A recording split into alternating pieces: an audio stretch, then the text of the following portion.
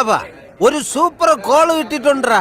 ായിട്ടുള്ള ബിസിനസ്സുകാരാ ഈ കസ്റ്റമറുടെ പുറകെ നടന്ന് തെണ്ടുന്ന നാണമില്ലയോടെ നിനക്കൊക്കെ. അന്തസ്സായിട്ട് ജീവിക്കണം, തെണ്ടിയല്ല ജീവിക്കണ്ടേ. ആ മര്യാദയ്ക്ക് സർവീസ് കൊടുത്തിട്ട് അവന്റെ പുറകെ കിടക്കുക താങ്ങിക്കൊണ്ട് കാശ് തരാനെന്നും പറഞ്ഞ്. അടാടാ മോനെ അടങ്ങ്. പെശകാണല്ലോ സീരേട്ടാ. എന്തിനാ തെണ്ടിന്ന് വിളിക്കുന്നത്? ഇലയിൽ വെക്കാറായല്ലോ. എന്താടോ നിങ്ങൾ 1 മണിക്കൂർ ഞങ്ങളെ ഇവിടെ വെയിറ്റ് ചെയ്യിച്ചില്ല. അതിന് ബിസിനസ്സുകാരെ തെണ്ടി എന്ന് പറയാം. ഞങ്ങളൊക്കെ ബിസിനസ്സുകാരാ. മതി, ഞങ്ങൾക്ക് മതി. മതിയോ? ഏത് സ്ഥാപനത്തിനും ചീത്തപ്പേരുണ്ടാക്കാൻ കച്ച കെട്ടി നടക്കുന്ന ചില ചെറ്റകളുണ്ടാവും. ഇവിടെയുണ്ട്. അതാ ഈ അവതാരം.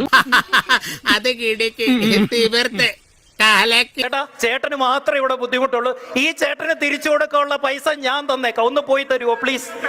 ഒരുമാതിരി മറ്റേ പണി കാണിച്ചോണ്ടല്ലോ. അടിച്ച് കറണ കുറിച്ച് വിളിച്ചോളൂ. ഞാൻ ആ ഊച്ചാളിയാ. എനിക്ക് അങ്ങനെ മോഹമുണ്ട്, മനസ്സിലായോ? എടോ തനിക്ക് എന്താണോ? എടോ ഇയാളെ വിളിച്ചോ ഞാൻ? എന്റെ പൊന്ന് ചേട്ടാ, ഞാൻ ചേട്ടനെ വിളിച്ചോ? ആവേശത്തിലെടുത്ത് ചാടി വേണ്ടായിരുന്നു അല്ലേ? വിട്ടവളി ആന പിടിച്ചാ കിട്ടൂ.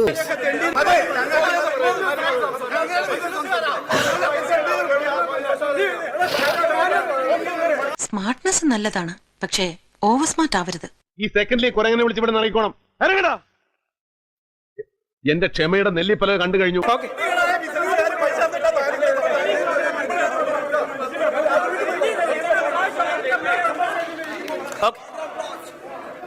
പറത്തുവാനിപ്പോ പണ്ടത്തെ പോലെയല്ല. പാറത്ത് പണി വരുമ്പത്ത് കൂലി.